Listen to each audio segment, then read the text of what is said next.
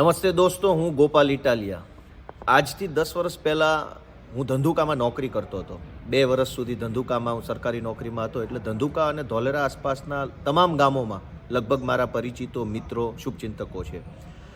મને જાણવા મળ્યું કે ધંધુકાના પચ્છમ ગામની અંદર એક નિર્દોષ માસૂમ બાળક સાથે વિકૃત અને ક્રૂર ઘટના બની, અને એ મને મારા મિત્રો પાસેથી જાણવા મળ્યું.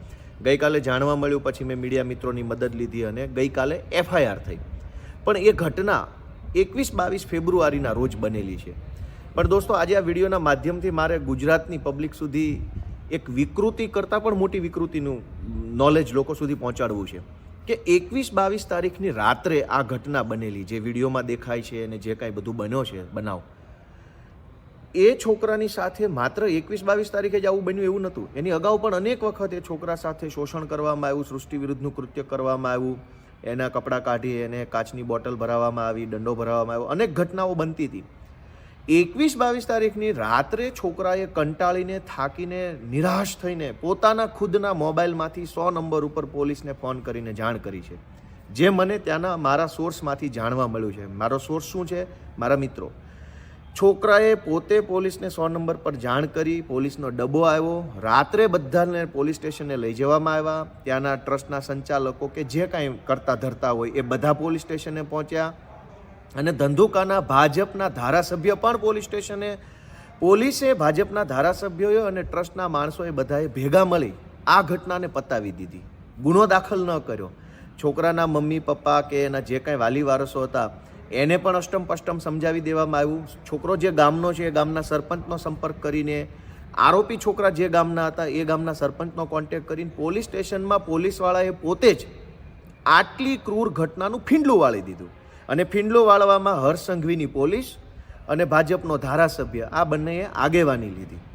22-21 તારીખે જે ઘટના બની એ ઘટના પોલીસ સ્ટેશન ગઈ. ફોન કરનાર છોકરો પોતે હતો, ભોગ બનનાર, છતાંય પોલીસે અને ધારાસભ્ય ફીંડલું વાળ્યા પછી એક દિવસ અચાનક, એક દિવસ એટલે કે ગઈકાલે તારીખ 9 માર્ચના રોજ વિડીયો લોકો સુધી પહોંચી ગયો, વાયરલ થઈ ગયો. હજારો કરોડો લોકોએ વિડીયો જોયો. આખો વિડીયો તો કોઈ જોઈ ન શકે એટલો ક્રૂરમાં ક્રૂર વિડીયો. હજારો લોકોએ વિડીયો વાયરલ થયો એટલે તરત જ પોલીસ એક્શનમાં આવી અને તરત જ FIR લખવામાં આવી ગઈકાલે. પણ FIR લખવામાં પણ પોલીસે શું હલકાઈ કરી? એક કે 2 દિવસ સુધી સતત પોલીસે આ ભોગ બનનાર બાળકના પરિવારને પોલીસ સ્ટેશને બોલાવીને બેસાડી રાખે. હમણાં ફરિયાદ લખું, કલાકમાં લખું, સાહેબને પૂછીને લખું, આમ લખું, તેમ લખું. ફાઇનલી જ્યારે વિડીયો વાયરલ થયો ત્યારે FIR લખવામાં આવી 9 તારીખના રોજ સાંજે. પણ એકચ્યુઅલમાં સવારથી પોલીસ સ્ટેશને ભોગ બનનાર બાળકના પરિવારના સભ્યોને બેસાડી રાખ્યા હતા. સાંજે જ્યારે પોલીસે ફરિયાદ લખી ત્યારે અંદર શું લખ્યું? અંદર એવું લખ્યું છે કે 22 તારીખે જે ઘટના બની એ ઘટનાની જાણ છોકરાના પરિવારને છોકરાએ કરી, એટલે છોકરાનો પરિવાર હોસ્ટેલમાં આવ્યો.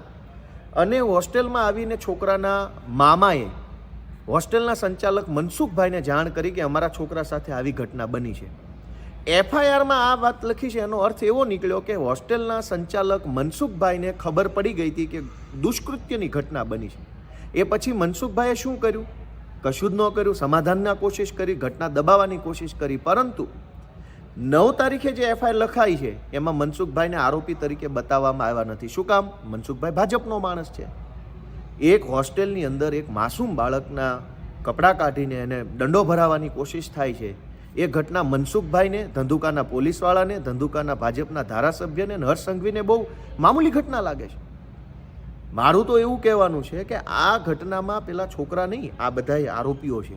બીજું કે હોસ્ટેલની અંદર સિક્યુરિટી ગાર્ડ નથી, કોઈ નહોતું. છોકરાએ બૂમાબૂમ કરી, પણ છોકરાની FIRમાં લખેલું છે, મારી પાસે FIRની કોપી છે. FIRમાં લખ્યું છે કે મને આવી રીતે કર્યું, મેં રાડારાડી કરી, પણ ત્યાં કોઈ હતું નહીં, એટલે કોઈએ મારો અવાજ સાંભળ્યો નહીં.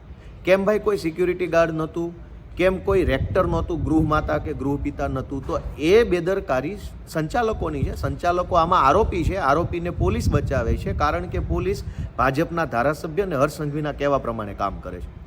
આટલી વિકૃત ઘટનામાં પણ હર્ષ સંઘવી, પોલીસને, ભાજપના ધારાસભ્યો બેશરમ બનીને બચાવવા નીકળ્યા છે આરોપીને. આનાથી ક્રૂરમાં ક્રૂર ઘટના શું હોઈ શકે દોસ્તો? અને સૌથી મહત્વની બાબત કે આ FIR જે લખાઈ છે એ FIRમાં એવું લખ્યું છે કે છોકરાના કપડાં કાઢીને એને વાંકો ઊભો રાખીને એના ગુદા માર્ગમાં કાચની બોટલ ઘુસાડવામાં આવતી.